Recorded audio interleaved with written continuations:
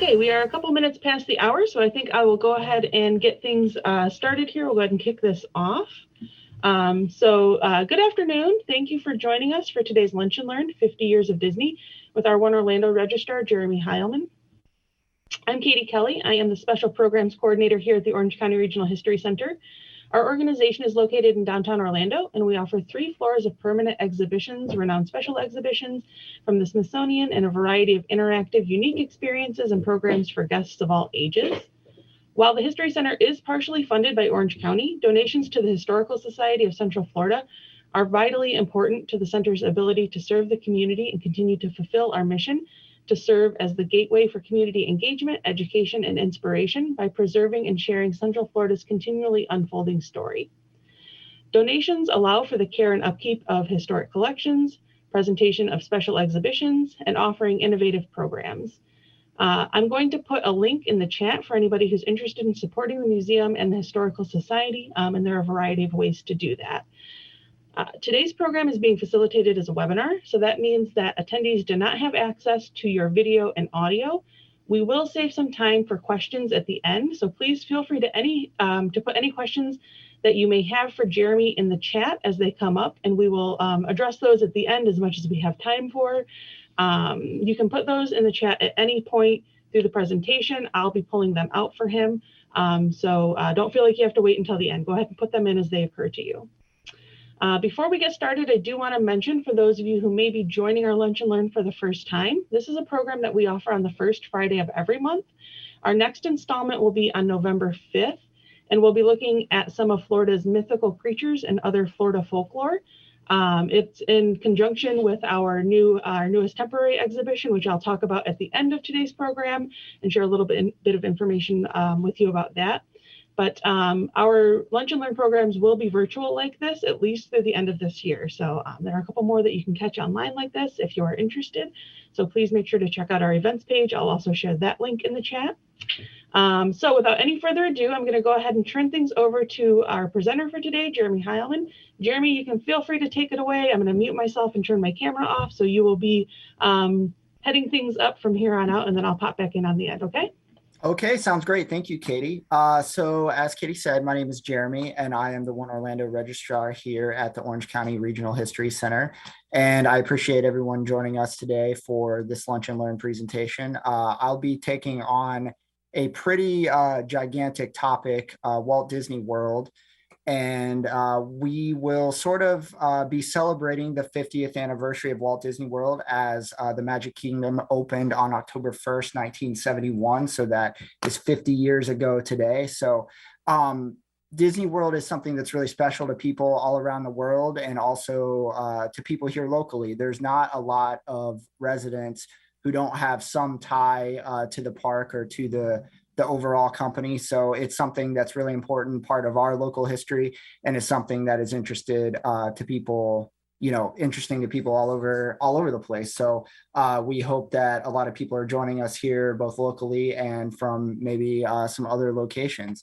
The Lunch and Learns here at the History Center are typically held on the first Friday of the month, and it was fortuitous that that kind of fell on this day. So of course this had to be the topic, but because this is a limited amount of time and there is so much history to cover, we're going to do it kind of in a specific way. I know that just the history of the 50 years alone, we could probably do this every day for the next year and not cover everything that people want to hear. But what I hope to do today is to kind of use our collection as a way to kind of demonstrate some of the interesting history over the past 50 years and show you some of the items that we physically have here in our museum collection.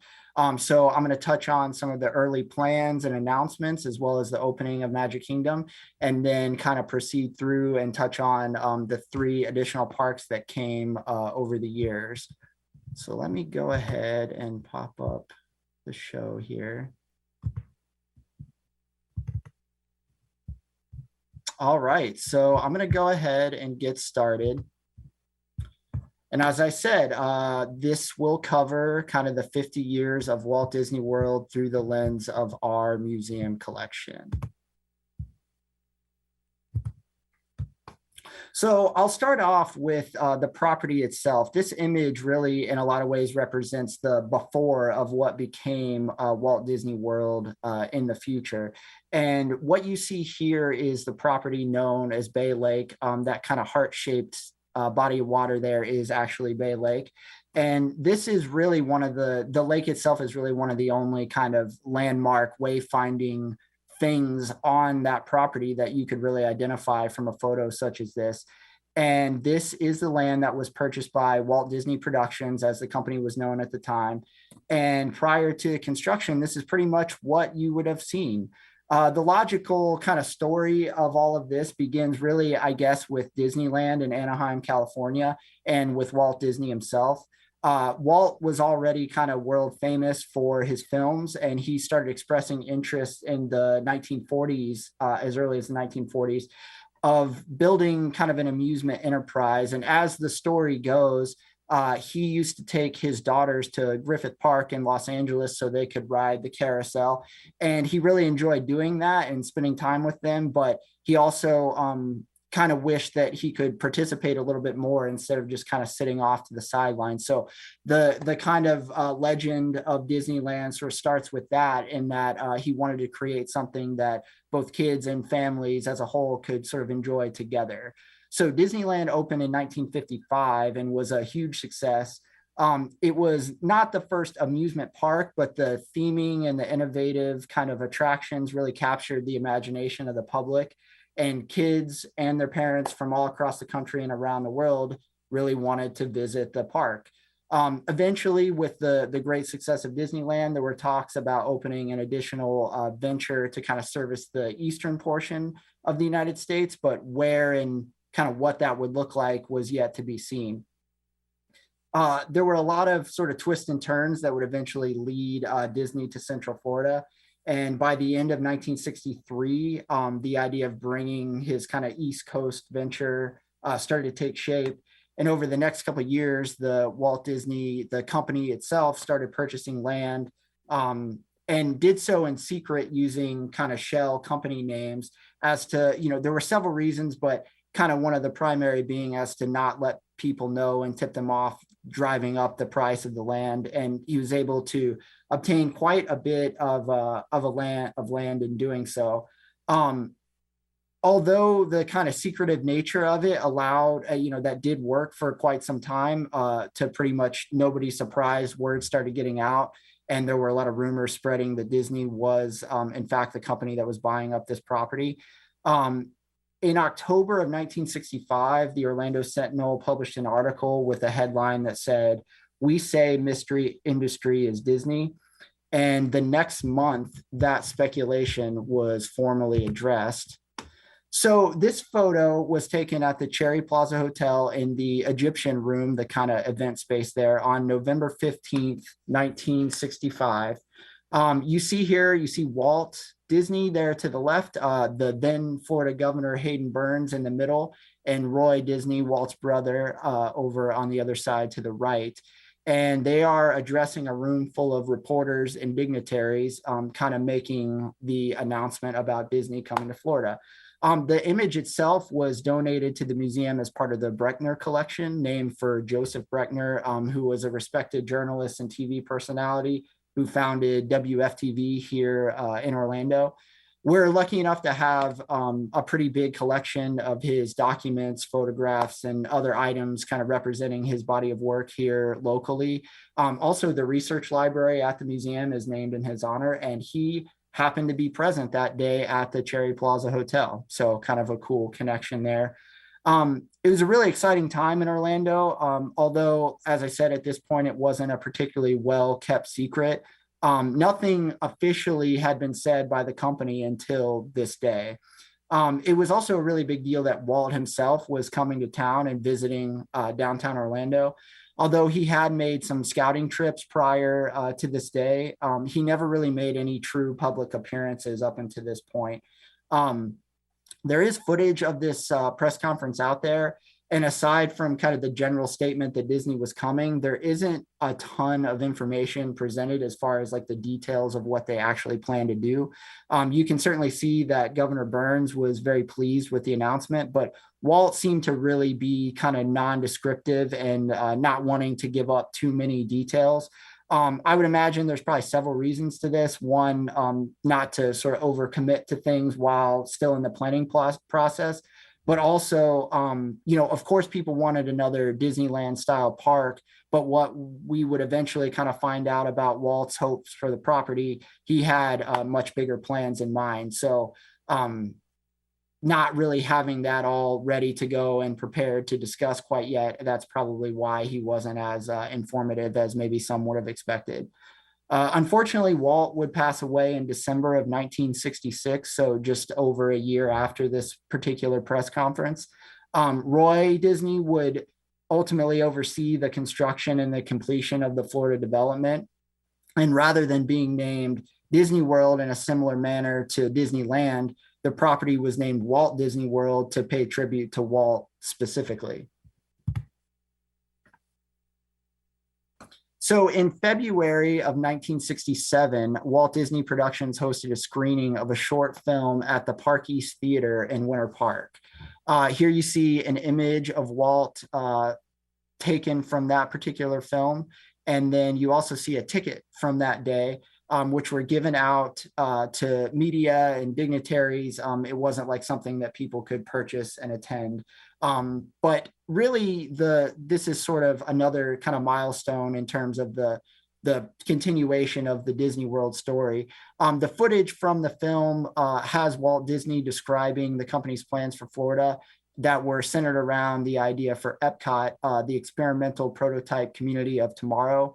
In the film, if you watch it, Walt also refers to Epcot as the experimental prototype city of tomorrow. So that's probably why there's some confusion as to whether it's community or city, but he does refer to it more as community. And I think that's sort of the proper title as the company was concerned.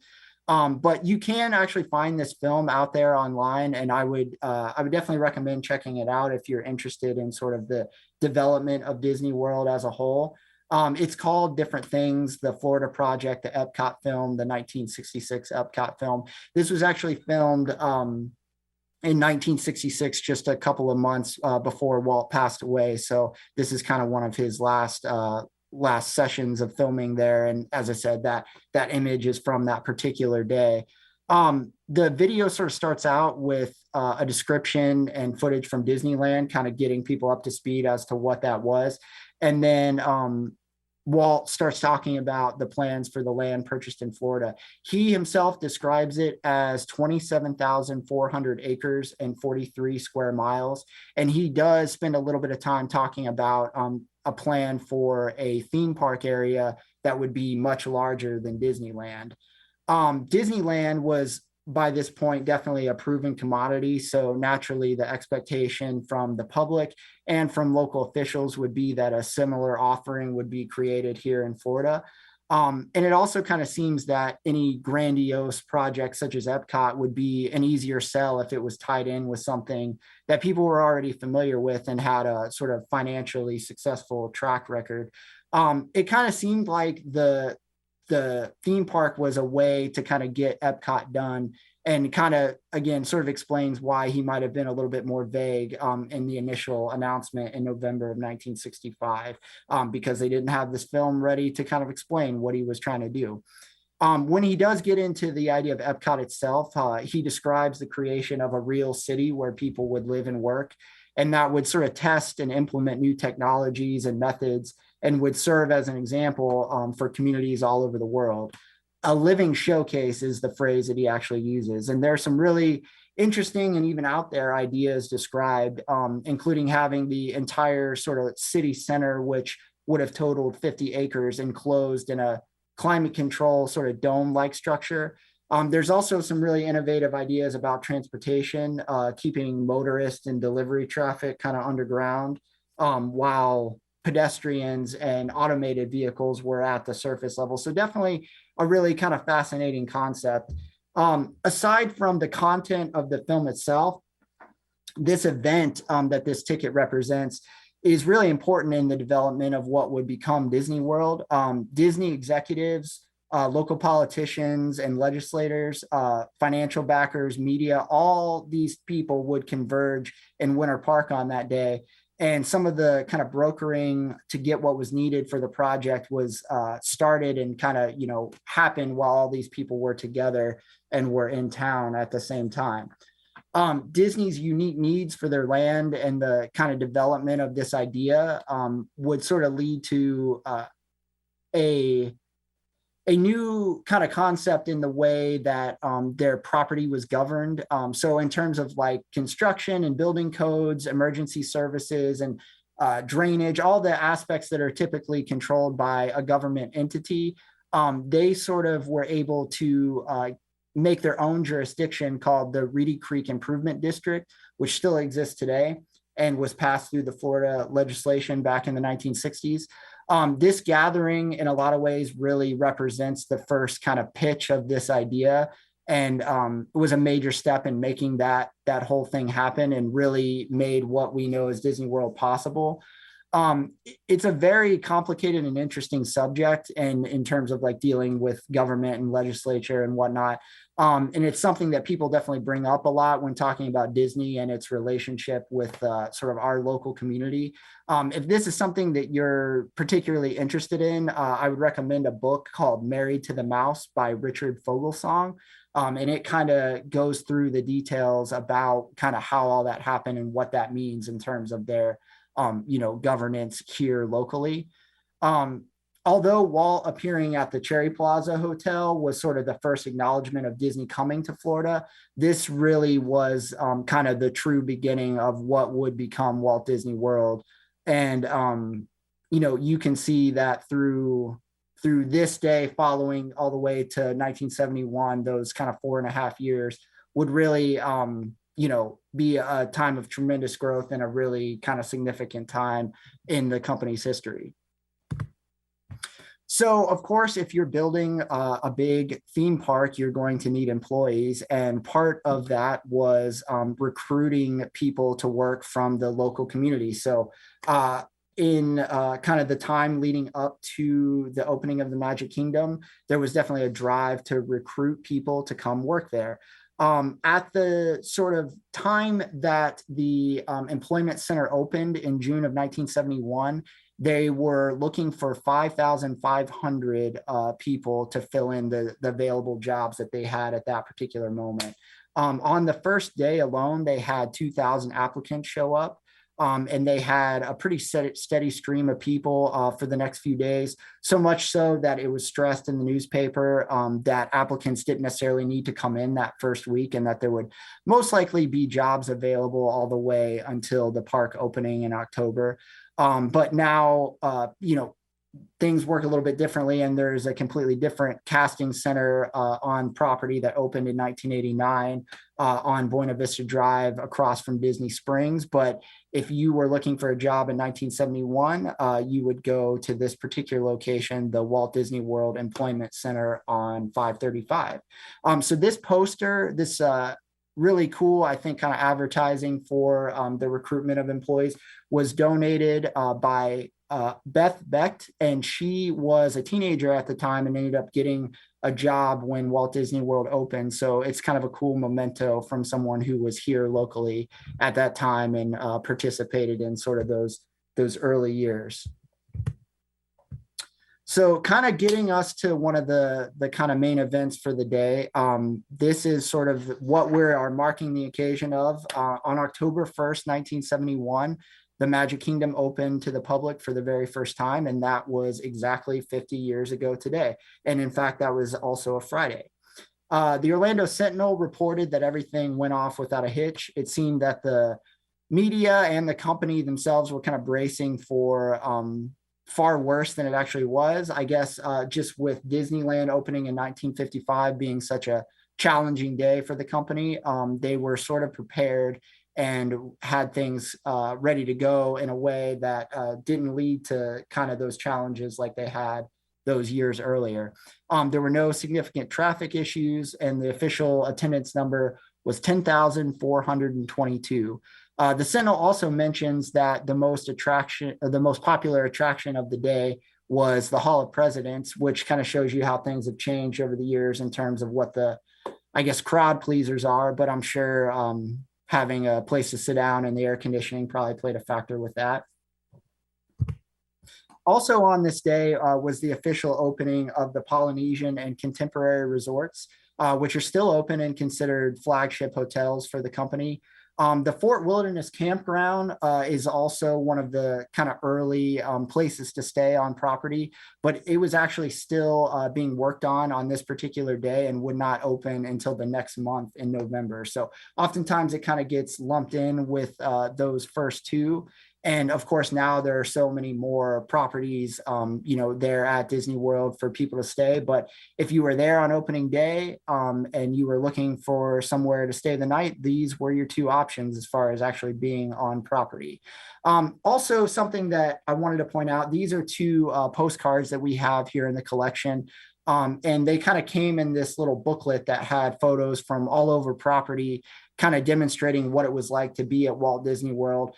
And in a lot of the images, you see things from around property and not just at the Magic Kingdom itself. And I wanted to kind of take that opportunity to point out that in the early years of Disney World, their slogan was the vacation kingdom of the world. And a lot of the sort of strategy with that was placing focus on the not just the Magic Kingdom itself, but the kind of other offerings that were available, the water skiing and the golf and the amenities of the resorts themselves. This would be kind of a way to attract convention hosts and people who are looking for kind of a more traditional vacation type destination. As the property grew, there were a lot of more things added, including the 3 additional theme parks. And I think the general perception kind of became more focused on that. And of course, now there are more activities to do on property than ever, but the parks are really kind of the big selling point for the majority of the public. But it was a little bit different back then. So I thought that was kind of an interesting thing to share for people who may not have been around. The Magic Kingdom, as I said, opened on October 1st, but even though it actually opened to the public that day, they waited until later in the month for the official grand opening celebration, presumably to give themselves a little more time to fix any issues and make sure that everything came off really well. So this took place, the actual grand opening took place the weekend of October 23rd through the 25th. So oftentimes when you see footage kind of from that grand opening, you're seeing stuff that was from this particular weekend and not actually on October 1st. Much like Walt Disney spoke to commemorate the opening of Disneyland, his brother Roy would speak on October 25th to dedicate the park. And his words can actually be found on a plaque that's at the bottom of the flagpole on Main Street, USA, which you can kind of see in this photo, the flag itself or the pole, and kind of the upper left-hand corner there. As part of the festivities, there were thousands of performers on hand to entertain guests. And not all of these entertainers were cast members. There were many local high schools who actually sent their marching band to participate in the parade.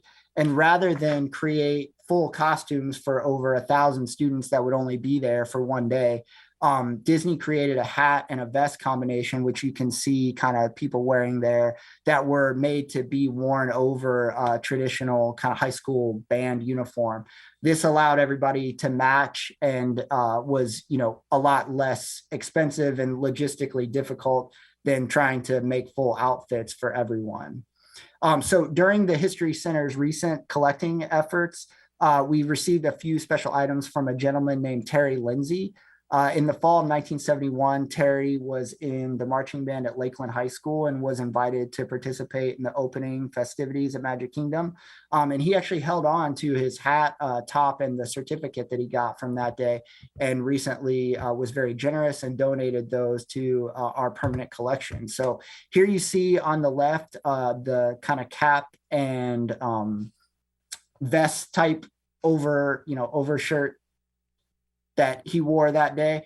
And then on the right, there's a participation certificate kind of thanking everyone for their involvement.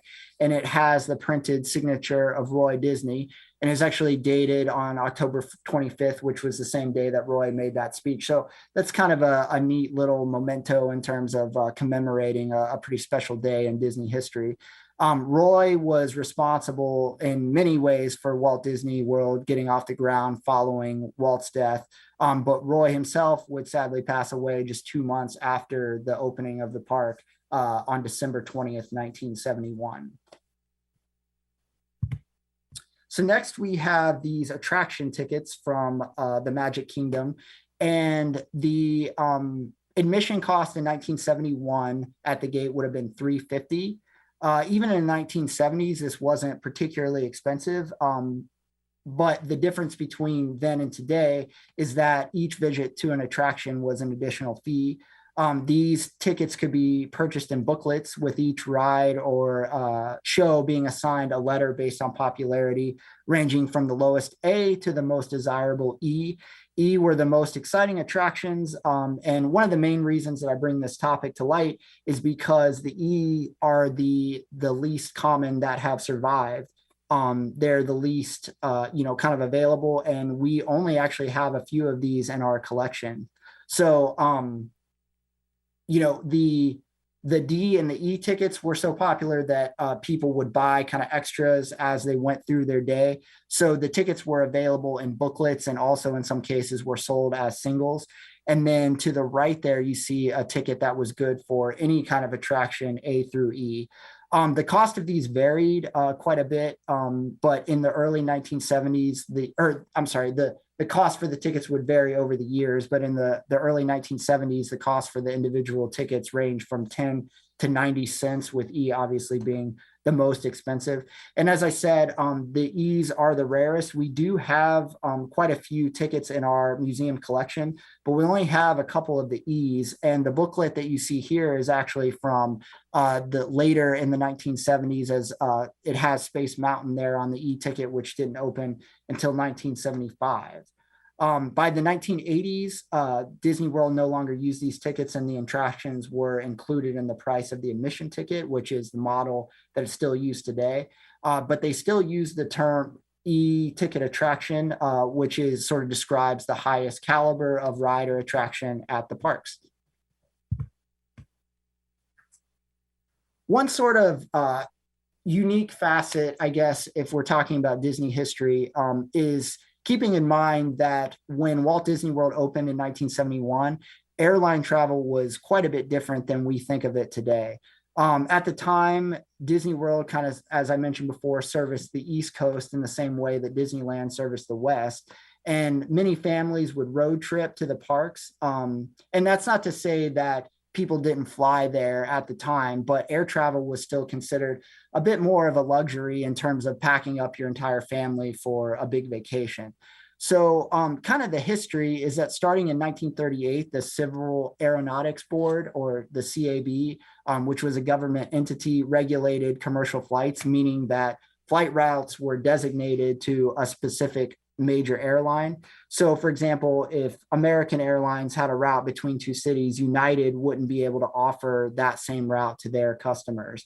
The CAB also regulated pricing. So Eastern Airlines was the major carrier for flights to Orlando. And in the 1970s, Eastern was the official airline of Walt Disney World. So this brochure from 1977 shows the flights that were offered to some of the major airports in Florida, including Orlando. Eastern had routes between Orlando and Atlanta, Boston, Chicago, Cleveland, Miami, New York, Philadelphia, Pittsburgh, Washington, D.C., and San Juan, Puerto Rico.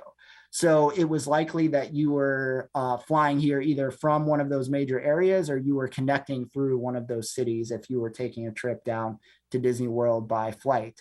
And Eastern even sponsored an attraction in Tomorrowland at the Magic Kingdom called If You Had Wings. In 1978, the airlines were deregulated, which means that multiple airlines can now offer flights on the same route, which changed air travel quite a bit.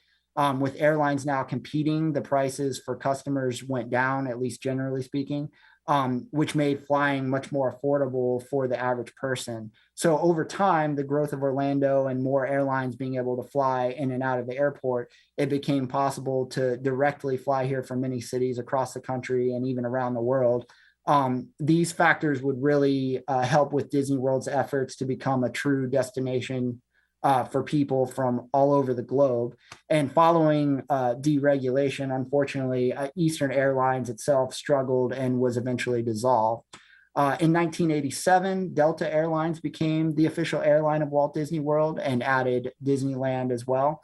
By that time, the If You Had Wings ride had dropped all references to Eastern Airlines and was open briefly as If You Could Fly before reopening as Delta Dream Flight in 1989. Although the attraction itself is now defunct, the building and the ride track are still being used as part of the Buzz Lightyear Space Ranger spin. So you can kind of see a part of that history to this very day. Delta is still the official airline of Walt Disney World. So you see here kind of an ephemeral item of a notepad that sort of denotes that Delta is the official airline for Disneyland and Disney World.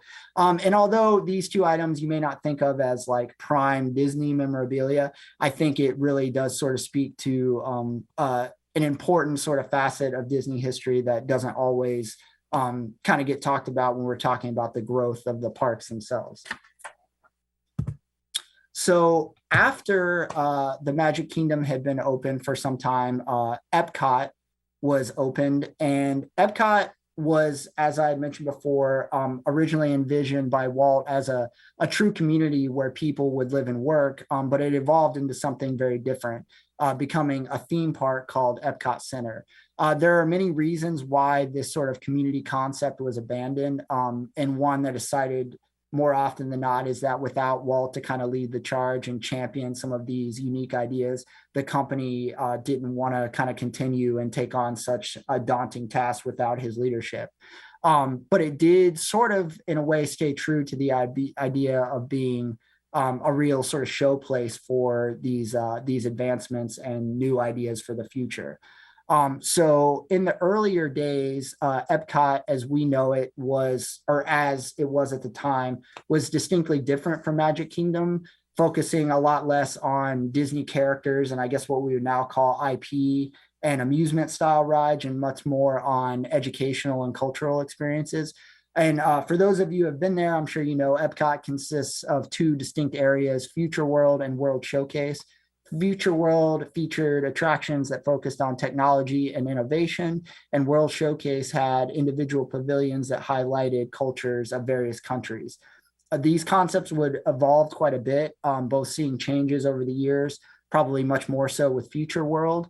And in 1994, the name of the park, they dropped the center, and now it is referred to just as Epcot, and it is not considered an acronym.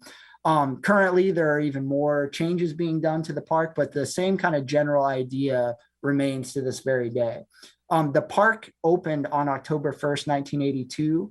And here you see a postcard that we have in our collection from kind of that opening era of the big icon of the park, Spaceship Earth, and the entranceway there. But October 1st, 1982, being kind of the opening time, there was another sort of special event hosted 3 years earlier that would be a serve as sort of the groundbreaking for the park, and where people were invited guests were invited to come to the construction site. And we were fortunate enough to have a donation of material from that day that formerly belonged to Orange County Administrator James L. Harris. So here we see some items from James's collection that were actually donated back kind of contemporaneously with that, in that era. The invitation you see here on the left was sent out to dignitaries, inviting them to the ceremony, and it instructed guests to meet at the Top of the World restaurant at the Contemporary Resort. It also suggests that attendees wear footwear appropriate for a walkthrough of a construction site. And then on the right, you see the actual kind of program for the day.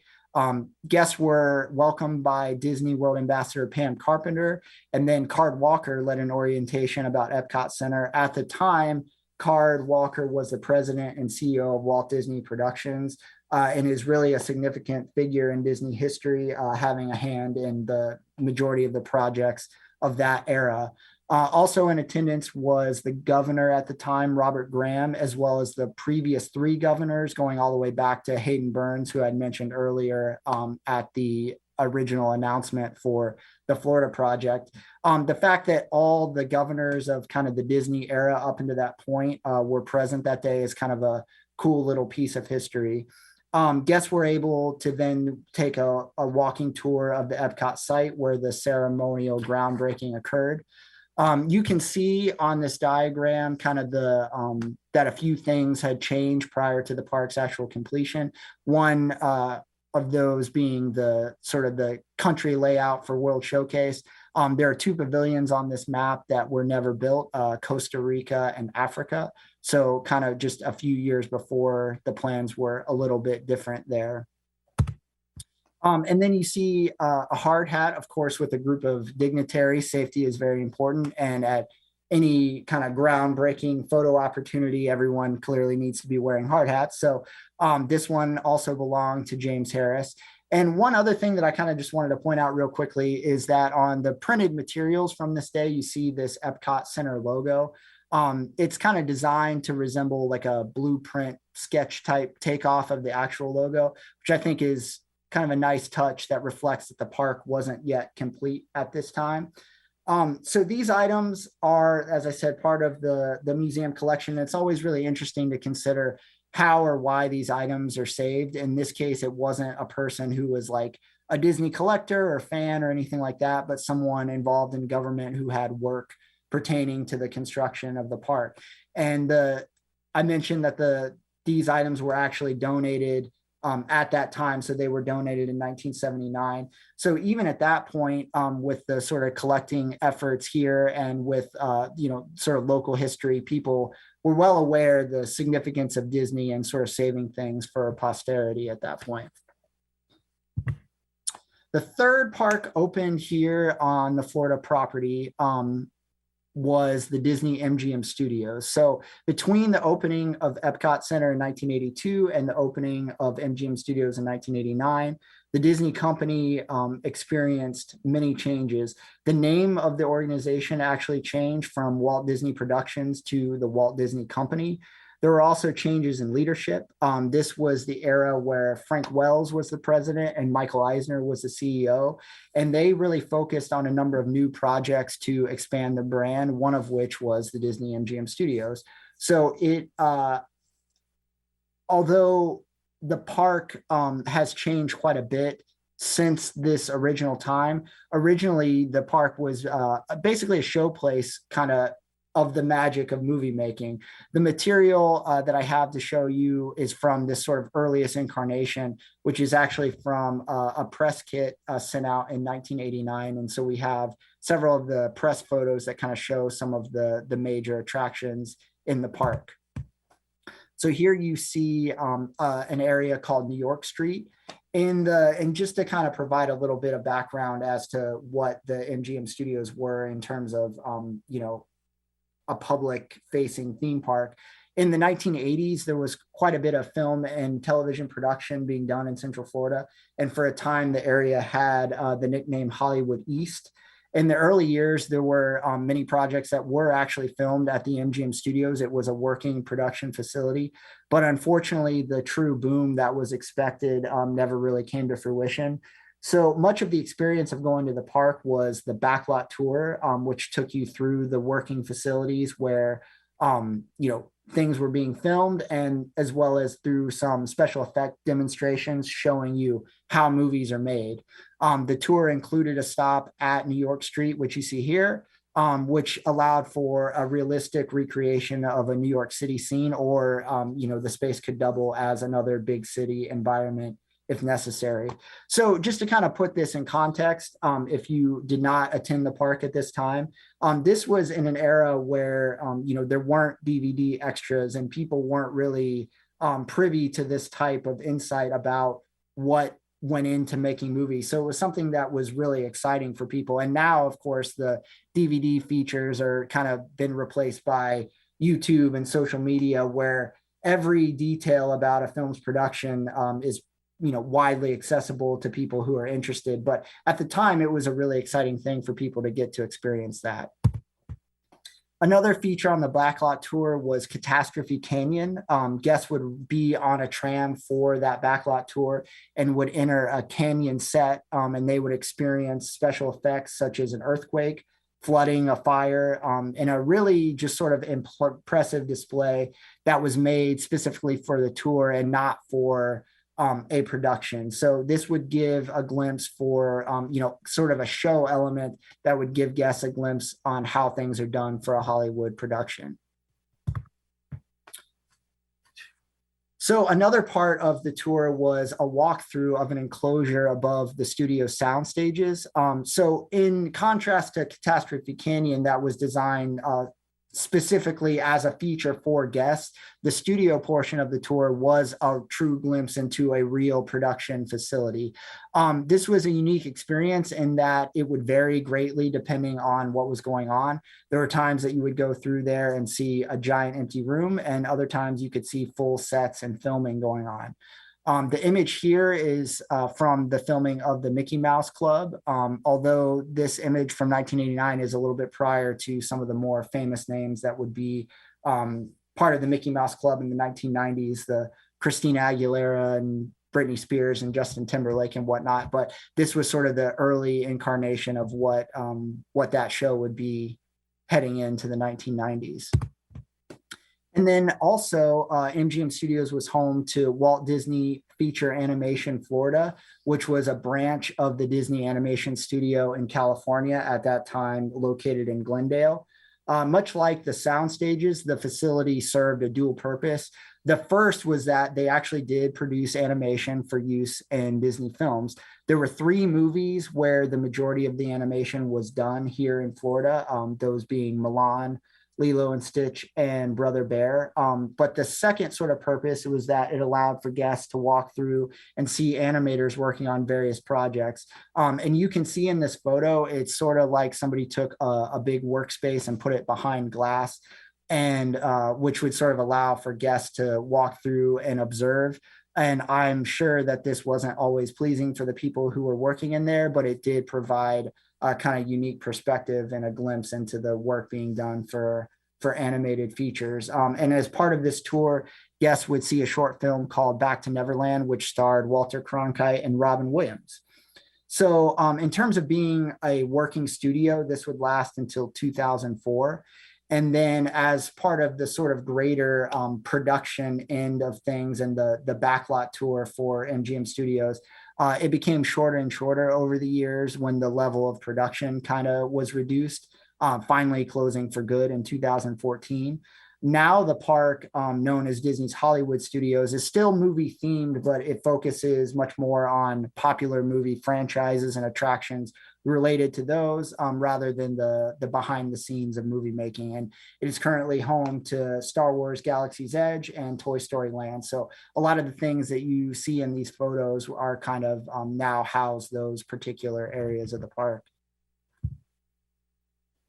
The last theme park, so the most recent to open and the 4th here at Walt Disney World, is Disney's Animal Kingdom, which opened on April 22nd, 1998. And that was actually Earth Day, so kind of apropos, and is the largest of the 4 parks in terms of real estate. And by that measure, it's the largest theme park in the world. The poster from our collection that you see here commemorates the opening of the park. And it's really nice because it shows you the Disney parks that existed up until this point at the date of the opening. Of course, there have been more added in the years since, but here you see Disneyland, the Magic Kingdom, Epcot, Tokyo Disneyland, the Disney MGM Studios, and Disneyland Paris. The concept of Animal Kingdom is fairly apparent if you have actually been there, but if you have not, it's a little bit more difficult to explain. It's essentially a theme park based around nature and animals and animal conservation, with all the rides and attractions drawing sort of from that concept thematically. You can see real wildlife there in a way that sort of differs from a traditional zoo. And there was even promotional efforts where the park was advertised as not a zoo to sort of express that you would be experiencing something quite different than going to a normal zoo. So I wanted to show this item. This is kind of an interesting memento from EB Construction, which was a Kansas, or still is, I suppose, a Kansas-based construction company that served as one of the subcontractors for the construction of the animal kingdom. So much of the labor went through EB for all the projects that went into making the theme park. And if you were to look in the help wanted section during 1997 of the newspaper, you'll see requests from EB for skilled workers such as carpenters and cement layers for this project. And I know that this sort of thank you gift is not what we would typically think of as Disney, a choice piece of Disney memorabilia, but I think it does kind of demonstrate how wide of a reach the theme parks have in terms of how many people were involved in their creation. I would almost compare it to NASA during the Apollo missions, where there's just a huge number of people working on all the various facets of the project, and not all of those people necessarily worked for NASA. And in the same way, the people who work on the parks don't all necessarily, work for the company, or not all necessarily cast members. But I wanted to kind of acknowledge that and see how, people locally and beyond sort of are tied to this, even if they're not actual Disney employees. And it's an interesting piece that made its way into our collection. And then kind of continuing on through the history, you see a guide map from a preview of Pandora, the world of Avatar. So Pandora is one of the more recent additions at Walt Disney World. It's a land within Animal Kingdom based on the 2009 film Avatar. It's been extremely popular and is an example of a desire to create more immersive environments for guests rather than just a single attraction. The guide map is from previews held prior to the official opening, just before the end of May 2017. So this is from earlier in the month there. And this is another item that I kind of wanted to use as a example of the fact that we still collect contemporary items related to Disney in order to preserve the history. So when people think of history museums, they may not realize that we have more modern material like this. But we never know what will be important in the future. So we keep up to date as much as possible. And that is a very important task for us, because Disney is such a huge part of the local community.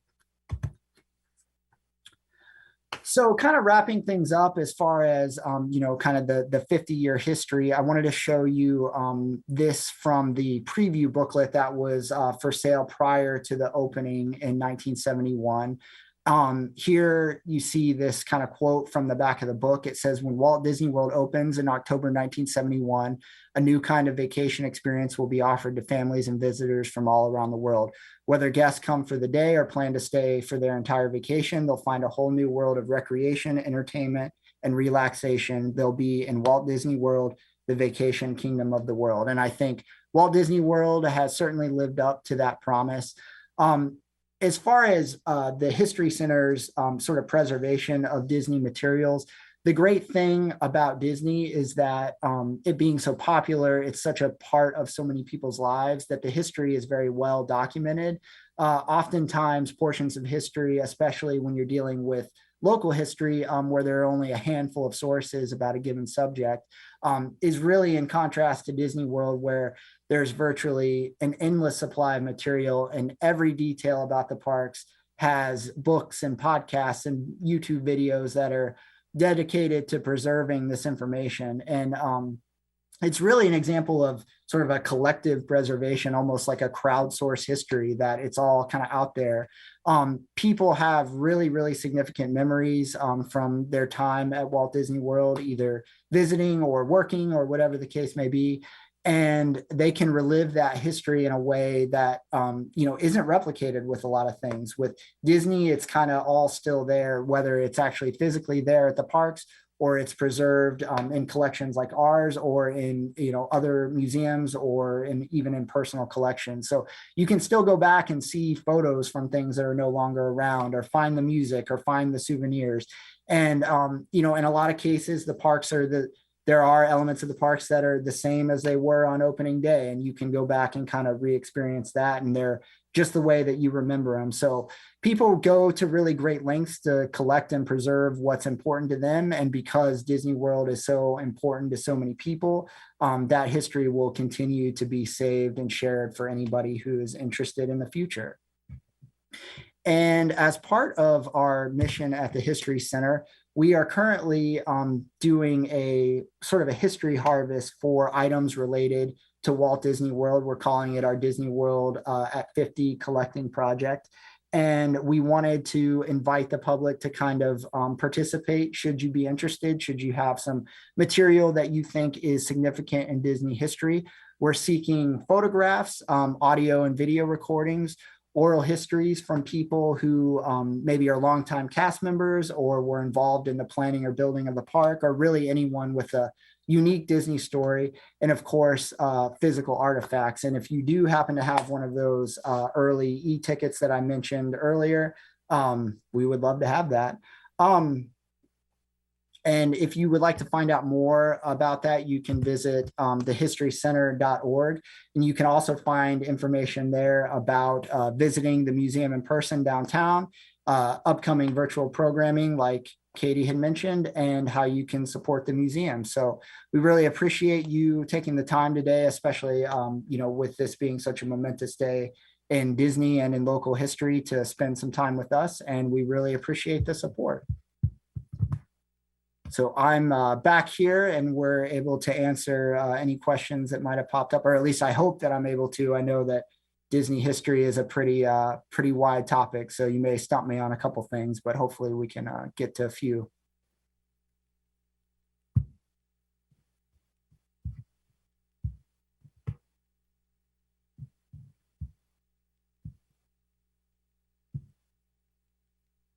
Can you hear me, Katie? I'm trying. Oh, okay. Sorry, okay. I thought that was me, maybe.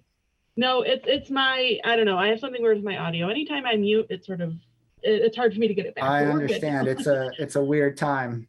All the Zoom meetings. Did get a couple of questions. We do have a couple minutes. So the first one is, and I have actually heard a little bit about this, about Dick Pope really wanting to bring Disney in. Do you know anything about how some of the other tourist sites or other promoters of tourism at the time reacted to Disney coming in with his park? Since we had obviously Florida was a tourist destination prior to this. Do you know anything about how others felt about Disney coming in?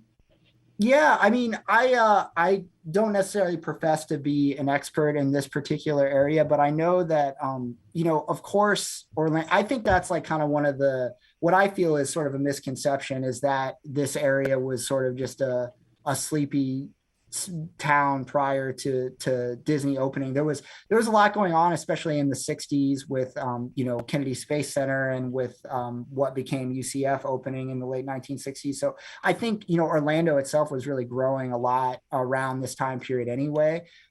People definitely just because of the weather and many other factors, kind of the natural beauty of the area, would come to Central Florida for a long time prior to Disney being here. So there were some, local attractions. I think notably, here that's still around would have been like Gatorland is a good example of something that is still here that was, predates Disney. But I would have to imagine like that is more of a opinion of a lot of people. Like I think that there were probably a lot of people here that were really excited about Disney coming, and sort of the business that could be drummed up by so many extra people coming to town. And I think that's really apparent in that so many more sort of amusement ventures opened locally in the years that followed. And the sort of development of iDrive becoming a bigger sort of tourist corridor, and of course more theme parks and more sort of bigger attractions coming in the later years. But I'm sure there were people who weren't necessarily a fan of that either, and kind of wanted to keep it more of a normal city as opposed to what it is now with a real influx of tourists, and that being a big part of our kind of local economy. But I don't know, it's I would definitely say that there were people who were very excited about it, but I'm sure there were those that were not as well. I don't know if that really answers your question, but yeah, I think that it would be unfair to say that there other amusement ventures of the time period and later didn't benefit from Disney coming to town, if that answers. Yeah, absolutely. I think I would agree with that, they go to Disney and then they take a day to go to the other local sites. Really the sort of notoriety of the area for people outside of Central Florida. So, I mean, people from all over the world know where and what Orlando is in a way that they probably wouldn't have without Disney. And again, not to say that Disney put Orlando on the map, because it was sort of a bustling, growing city at that time as well. But I definitely think it helped with the sort of overall perception. Yeah. Or awareness. We had someone ask, do you happen to know anything about how Epcot as it is today compares to Walt's original plan or original idea for the park?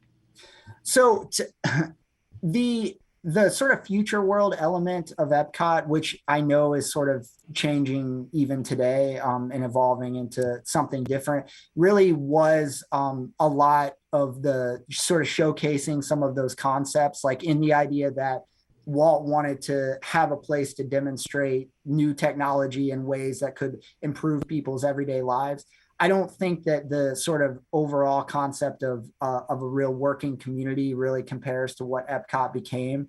In all fairness, I think that there are certainly elements of that kind of spirit of ingenuity and innovation, but in terms of it being comparable to the ideas that Walt really lays out in that video that he filmed in 1966, I don't think that there's really much of a comparison. So even though, it does sort of share some of that DNA with the idea of, using technology to better our lives, I think that the concept really changed quite a bit in that amount of time. And I wouldn't necessarily compare it to what is shown kind of in the original idea. And then we have like just 1 minute left, so let's end on a fun one. Jordan was curious to know, maybe you and Jordan have talked about this, I'm not sure. Jordan was curious to know, if you were to design a Disney ride, what park would you want it to be in? I don't know. That's tough. Jordan might have stumped me on that one. I was always partial to the MGM studios, now the Hollywood studios. I really like the kind of movie making element of everything. So unfortunately, that's not, a huge part of the park these days. But yeah, maybe that would be my answer. Maybe I would sort of re-implement some of those production type attractions for the Hollywood studios. That's what I'm going to go with, I think. Awesome. I'd be into that. All right. Well, let's go ahead and close it out. Thank you so much, Jeremy. Thank you so much for attending today. We're so happy to see you all here with us still on our virtual program. Jeremy, please feel free to sign out at any point. I'm going to leave this up for just another minute so that anybody can grab those links that wants to. And then thank you all. Enjoy your afternoon and have a great weekend.